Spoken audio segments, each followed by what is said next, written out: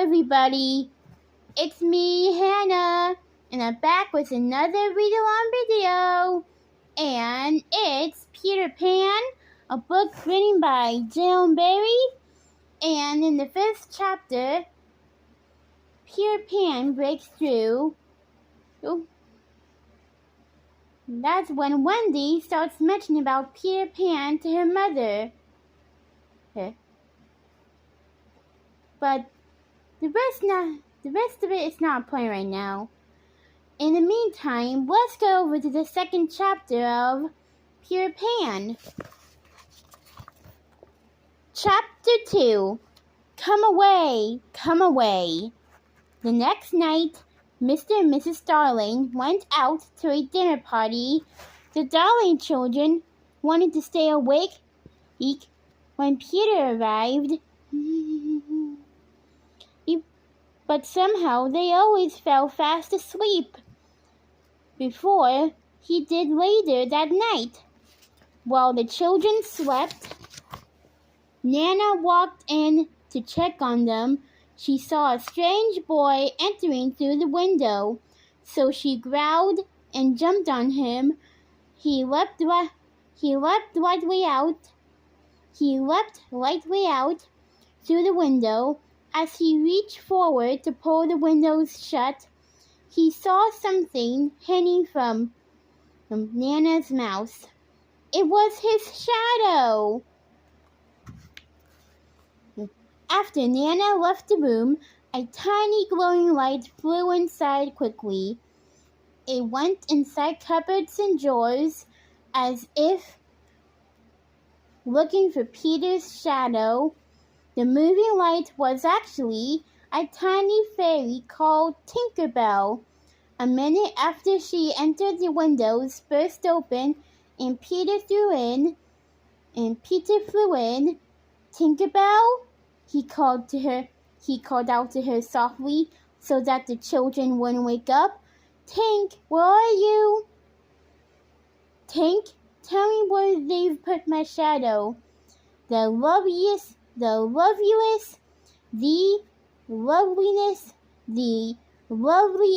tinkle, like that of golden bells, answered him. It was fairy language. She told him that the shadow was in the chest of drawers. Peter went to the chest immediately, scattering its contents on the floor. Tinker Bell entered the drawer to help him. When he finally found his shadow, he was so happy that he shut the drawer with Tinker Bell in it. Peter went to the bathroom and tried sticking his shadow back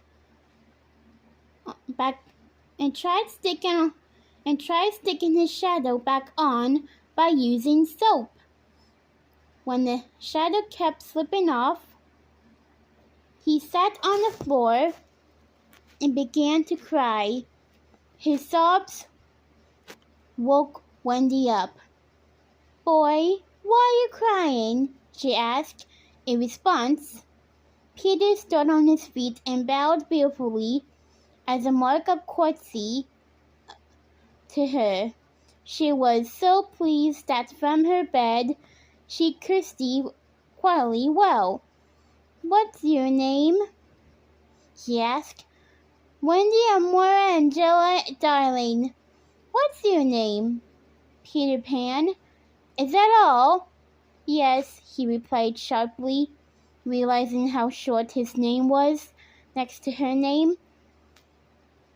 When she asked where he lived, he told her that he lived on the second star to the right and straight on till morning. That's a funny address, she replied. It is not, he countered back. Do you have a mother? She asked. He remained silent and lowered his head. Oh dear. No wonder you've been crying, she said. She climbed off her bed and went to him.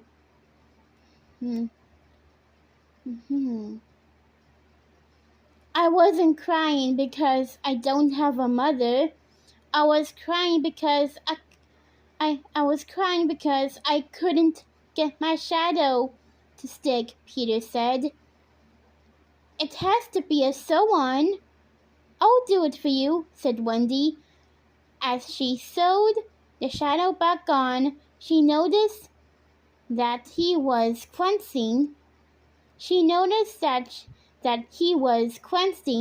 his teeth because of the pain. Once she was done, he jumped around from the room with joy. Unfortunately, he forgot to give Wendy the credit and thought that he had sewed the shadow back on himself. How clever am I? He crowed rapturously. Oh, the cleverness of me! Wendy was shocked. Peter said, Wendy, I can't help being this way when I'm happy. One girl is always more useful than 20 boys, you know.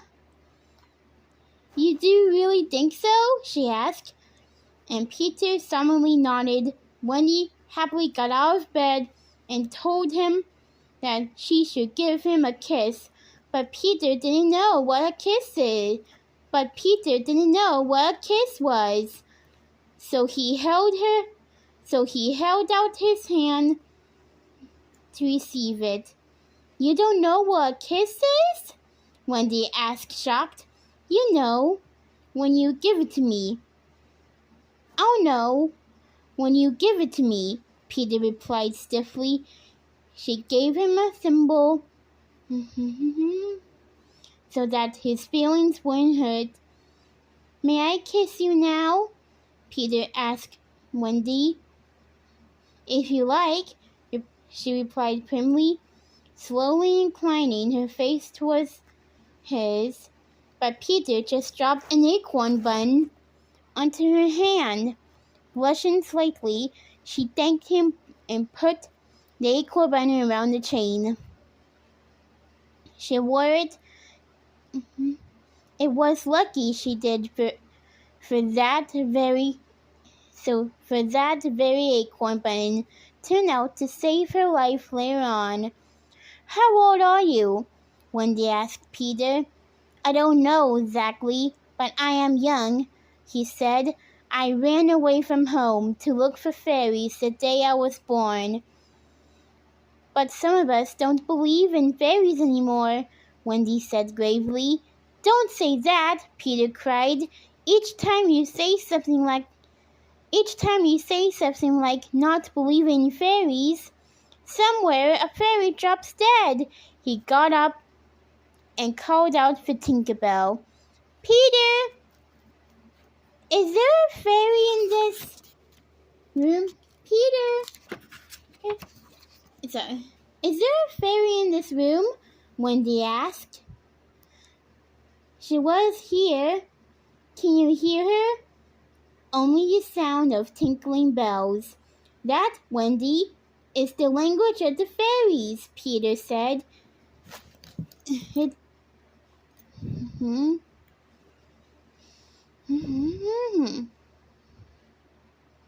He noticed the sound was coming from the chest of drawers. He laughed.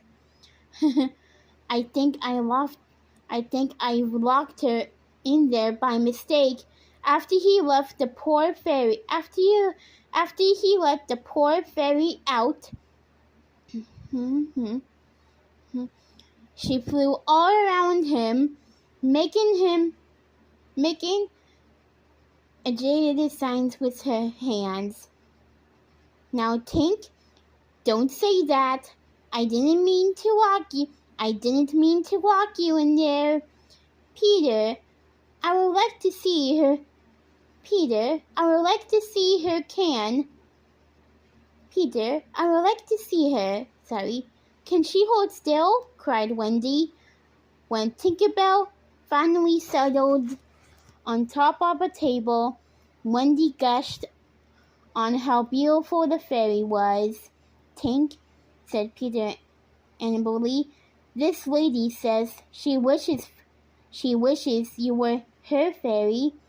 Tinkerbell shook her head insolently. "What did she say, Peter?" asked Wendy. Peter had to translate. "She is not very polite.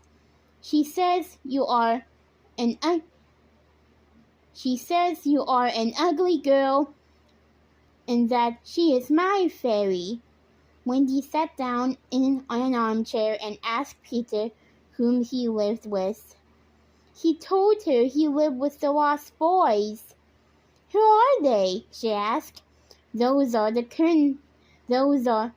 are those children whose nurses lose them when they are babies, if not found in a week, and they are sent to Neverland." "I'm their captain," declared Peter. Wendy asked if there were any girls there.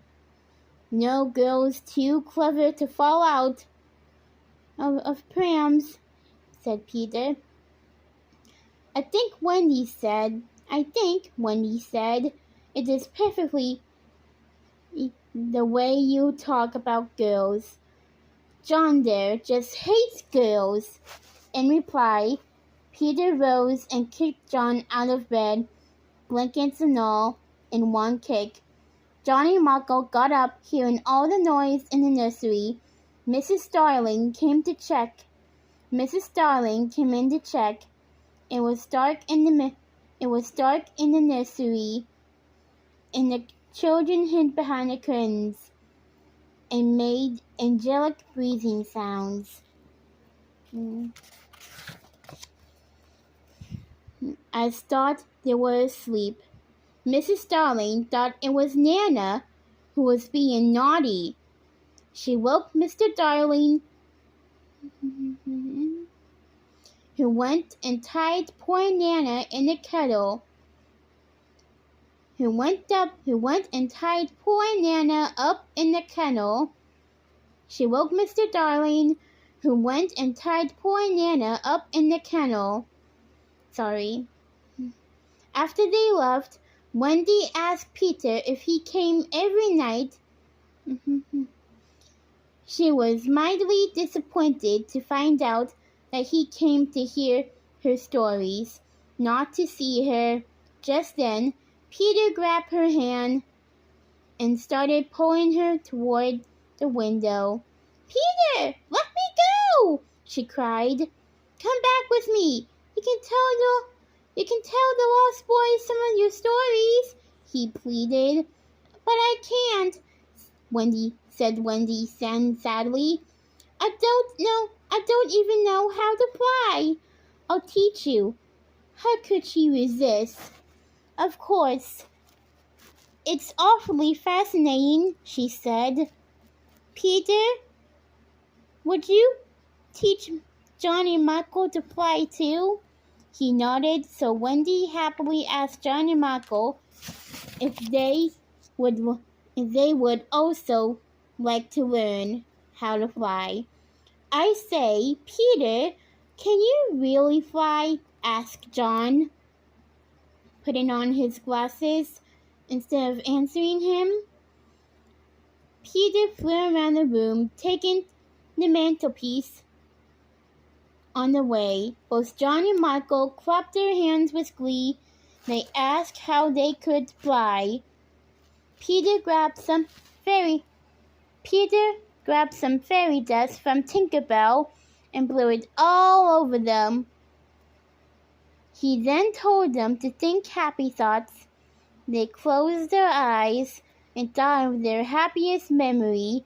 When they opened their eyes again, they were airborne. They all cried out their joy and shock. "Look at me! I'm flying! I'll be taking you to a land where there are mermaids." "Mermaids!" cried Wendy. "And pirates!" "Pirates!" cried Johnny and Michael. Let's go! They all cried. Led by Tinkerbell and Peter, the three Darwin children went out, flying through the window into the twinkling stars.